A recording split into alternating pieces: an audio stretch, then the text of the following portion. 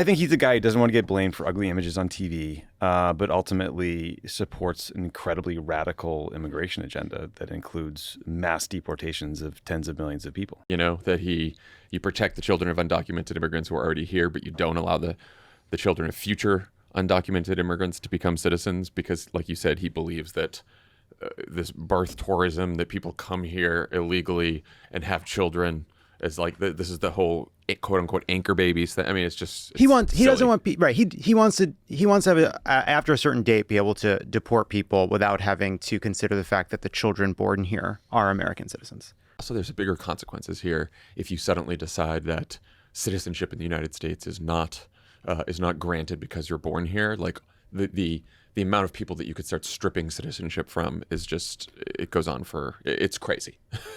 Getting rid of birthright citizenship is crazy.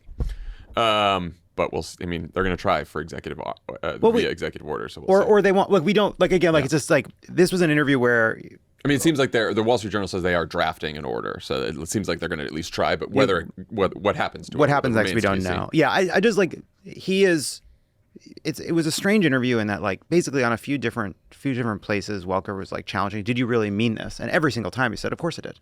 Of course I did. But then he does this sort of more moderate sounding language on Dreamers, on a few other issues. So it was like an interview where he was making himself hard to pin down.